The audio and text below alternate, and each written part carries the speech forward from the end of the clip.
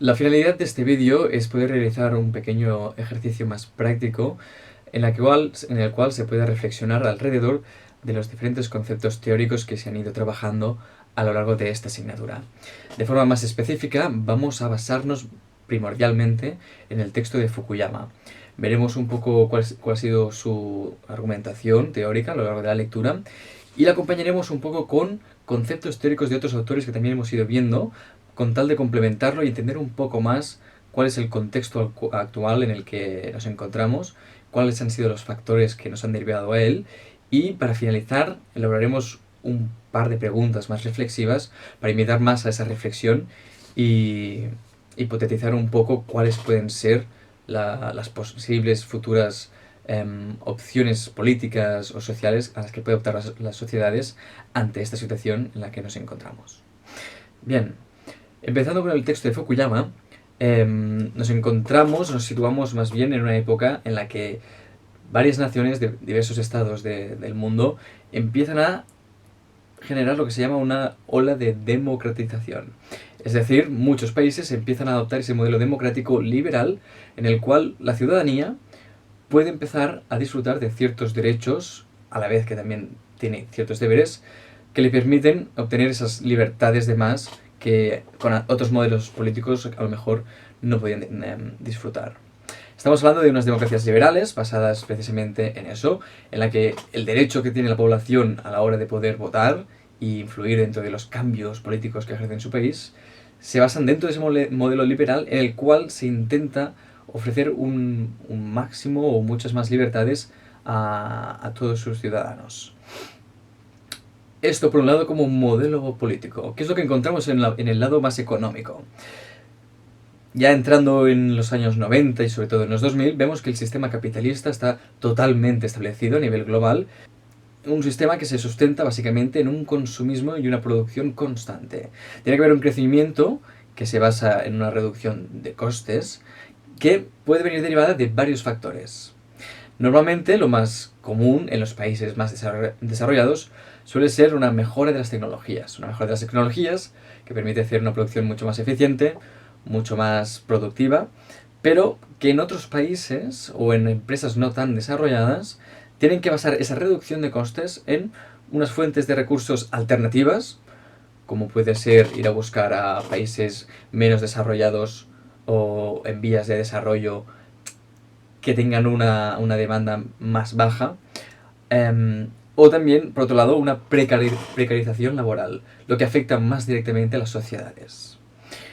Todo esto al final, ¿qué es lo que acaba generando? Tenemos un sistema político que intenta fomentar esas libertades individuales, sumado a un sistema capitalista con un crecimiento constante en detrimento de las condiciones laborales de sus trabajadores.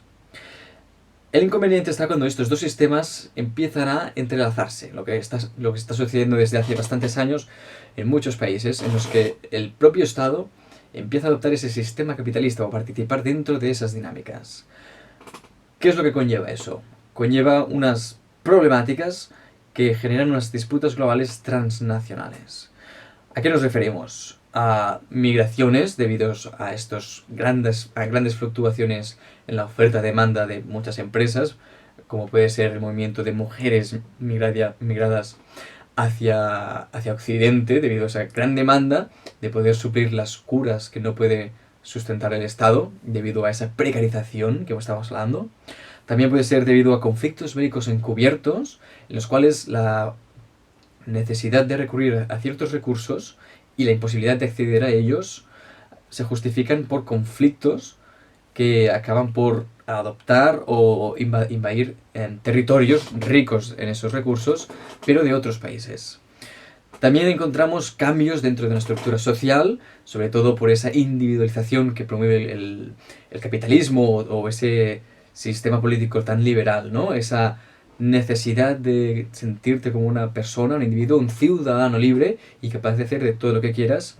Eso conlleva que el sentimiento de comunidad, el sentimiento más identificado como dentro de un colectivo o hasta incluso dentro del sistema familiar se vaya fragmentando. Por tanto, vemos que hay también una alteración dentro del sistema familiar, de su estructura, en la que las diferentes núcleos familiares se van compartimentando. Lo último a lo que llegamos también, finalmente, este sistema, este constante crecimiento económico, lo que tiene por contra son las crisis. Un sistema que va en crecimiento y con unos recursos limitados va fluctuando constantemente y lo hace de forma cíclica. ¿Qué es lo que esto genera? Genera inquietudes, genera situaciones muy inestables a nivel social y económico dentro de los ciudadanos que fomentan a su vez unas políticas neoliberales. Para poder entender un poquito más esto y desgranarlo de forma más simplificada, vamos a seguir con la argumentación que hacía Fukuyama con sus conceptos más teóricos. Estas inquietudes de las que estábamos hablando que genera el propio sistema económico debido a todas las migraciones, todos los conflictos bélicos, a la desestructuración familiar, según Fukuyama, son las inquietudes que no están concebidas dentro de la identidad de la ciudadanía. Una ciudadanía que, si también nos basamos un poco en el modelo que establecía Marshall, encontramos que se basaba en 3 pilares fundamentales. El primero era una ciudadanía basada en lo civil, ¿no? Dentro del marco de una sociedad democrática, todo el mundo tenía derecho al voto, pero a la vez era igual ante la ley. En segundo lugar, una ciudadanía basada también en lo político, como decíamos, en ese pacto democrático. Y por último, en lo social. Ese estado de bienestar que en teoría el Estado garantiza ante el individuo. ¿Cuál es el inconveniente aquí? Ese estado del bienestar no está, o puede que no esté muy bien definido, o que el propio ciudadano no entienda hasta qué punto el Estado es responsable de que tenga que cubrirle ciertas necesidades. ¿Qué es lo que sucede ante crisis económicas y conflictos bélicos? De los 3 pilares fundamentales que hemos comentado sobre la ciudadanía, el social es el que se ve más afectado, más precarizado. ¿Esto qué conlleva? Esa identidad nacional que los estados suelen promover con tal de fomentar ese estado de bienestar y que los ciudadanos pueden sentirse acogidos ante la precarización que genera el sistema sociopolítico y económico que comentábamos, provoca una percepción de vulnerabilidad y de falta de reconocimiento de dignidad. Ahí, en este último punto, el reconocimiento de identidad, es donde entra Fukuyama. Según Fukuyama, el timos, es decir, esa parte del alma que necesita ese reconocimiento de la dignidad, es una parte básica dentro de la ciudadanía y de la identidad grupal. El timos, que comenta Fukuyama, se basa en ese sentimiento que tiene toda persona de poder satisfacer ese reconocimiento de dignidad. Es decir, sentirse que no hay nadie por encima de ti que esté abusando de tu persona o de tus capacidades. Dentro de ese marco teórico, Fukuyama establece 2 posiciones posibles. En primer lugar, la isotimia, es decir, esas estrategias, esas acciones que se llevan a cabo con tal de encontrar una posición horizontal equitativa con las otras personas en la que el reconocimiento de dignidad sea equiparable. ¿Dónde está el inconveniente? ¿Qué es lo que ha desencadenado un poco todos los conflictos que vamos a hablar a partir de ahora? En otro lugar, a partir de la isotimia, encontramos la megalotimia, es decir, el posicionamiento o la adopción de ciertas estrategias de acción que llevan a situar ese reconocimiento de la identidad por encima de todo el resto. Esto que ha alimentado, sobre todo, las políticas de identidad. Unas políticas de identidad que las posiciones políticas más nacionalistas han aprovechado para poder satisfacer esas inquietudes que habían generado todo el propio sistema. Es decir, esas políticas de identidad ayudaban a satisfacer el reconocimiento de dignidad y crear una vinculación con el Estado que les permitía sentir una mayor seguridad y prosperidad dentro de sus condiciones de vida. ¿Cómo se produce toda esta transición? Mediante líderes carismáticos y con la creación del otro. Si vamos un poco a la lectura de Ignatieff, vemos que comenta que toda identidad es un hecho relacional.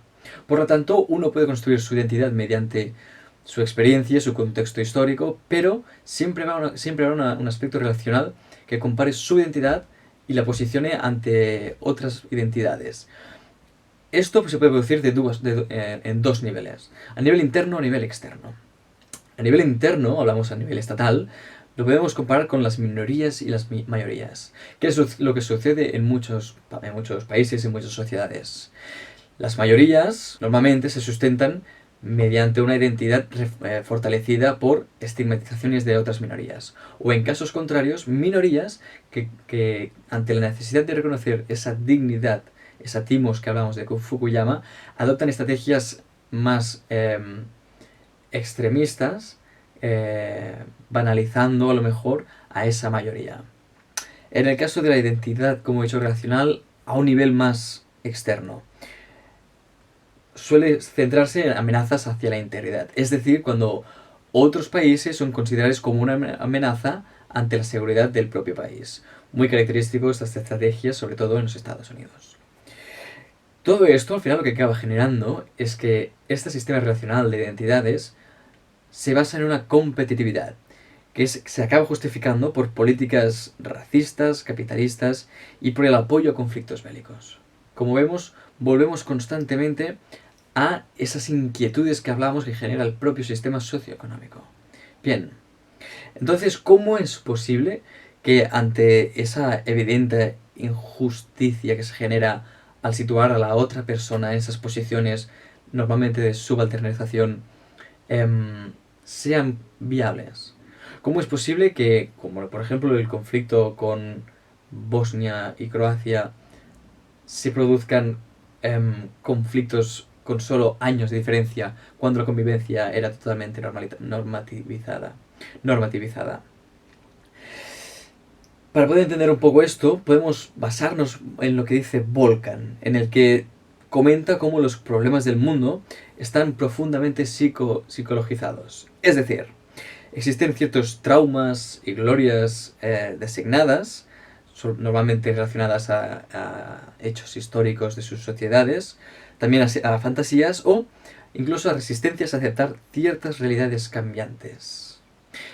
Este último punto vemos que hay un símil muy parecido en los mecanismos de defensa típicos de las personas. Un ejemplo de la aceptación, esta negación ante el cambio de realidades podría ser como la incursión de otras religiones en ciertas sociedades o el aflorecimiento de minorías que empiezan a coger más poder, más afluencia dentro del sistema de poderes de un gobierno. Lo que acaba generando, según Volkan, estos traumas, estas glorias, es esa consolidación de una identidad más individualizada dentro del colectivo. ¿Qué es lo que sucede? Esas inquietudes que pueden generar esos traumas, esas glorias al final designadas, que son situaciones que ellos no han vivido, el inconveniente de esa psicologización de los conflictos que se llevan a cabo se encuentra en la afectación que estos tienen en el self individual de los ciudadanos y ciudadanas. Encontramos que hay un cierto efecto reparador dentro de esa identificación con la identidad grupal, en la identidad a lo mejor nacional, más en este caso. Esto permite que haya un cierto efecto reparador en esas inquietudes que han venido impuestas dentro del mismo contexto sociopolítico y económico en el que la transición transgeneracional de todos los traumas y glorias designados ha acabado afectando a las personas. ¿Cuál es el inconveniente de esos traumas y glorias designados? Que son altamente psicologizados, como hemos comentado, y muy internalizados. Por lo tanto, todos aquellos políticos, todas aquellas políticas que se basan en una fuerte nacionalidad, se sirven de esa impulsividad, de ese sentimiento de abandono, de vulneración, para poder ofrecer un modelo político que, como decíamos anteriormente, permita reforzar una identidad nacional a la que acogerse con tal de poder reparar o recuperar un poco de ese reconocimiento de la dignidad. Todo esto ha acabado desembocando en unas políticas que se han basado, según dice Volkan, en el modelo China. Es decir, un modelo altamente criticado por su cuestionable democracia. Aquellos líderes carismáticos que son capaces de transmitir con su presencia y su oratoria aquellos aspectos que esas políticas nacionales intentan transmitir, que vienen a ser un fuerte sentimiento de un grupo poderoso, un grupo que se basa en la megalotimia, que siempre se sitúa por encima de algún otro colectivo Y por último lugar, que ofrece una seguridad, una prosperidad que comentábamos antes, que permite reparar un poco ese sentimiento de esa falta de reconocimiento de la dignidad. Por lo tanto, el modelo China que se ha estado fomentando se basa en la necesidad que esa percepción individual como alguien vulnerable se basa en cómo esa percepción individual de esa vulnerabilidad es sustituida por la creación de una fuerte identidad nacional. Una identidad nacional basada en fuertes promesas hacia una reparación de esa injusticia que sienten sus ciudadanos y ciudadanas. ¿Cuáles han acabado siendo las repercusiones de estos modelos?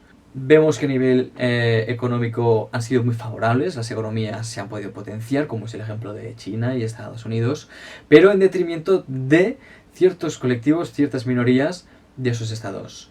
En el caso de China, por ejemplo, se han puesto las alarmas últimamente por la discriminación y estrategias de coerción ante comunidades musulmanas. ¿Cuál es el inconveniente? Que al final esa falta de control democrático puede acabar tendiendo a un modelo político más bien totalitario. ¿Cuál será el futuro de estos países? Todavía es incierto, pero sí que nos podemos hacer algunas preguntas al respecto para reflexionar sobre estos conceptos.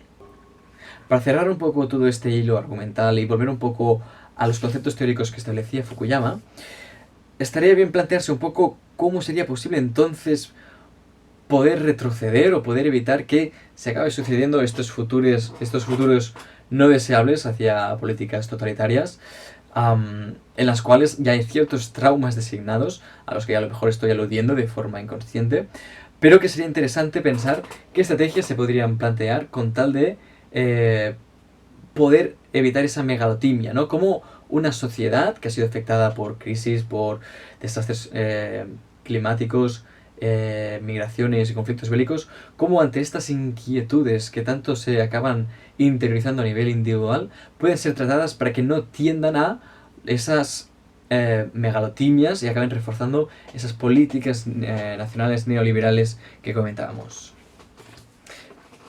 Según comenta Fukuyama, la clave acaba residiendo en esa identidad de ciudadanía. Como comentábamos al principio, el inconveniente de esas inquietudes es que no son concebidas dentro de una identidad de ciudadanía.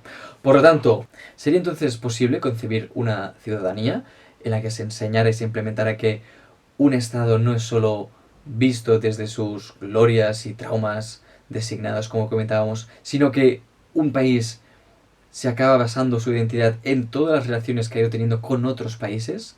¿Sería capaz Fukuyama de elaborar a lo mejor un modelo de ciudadanía que abarcara una visión mucho más globalizada?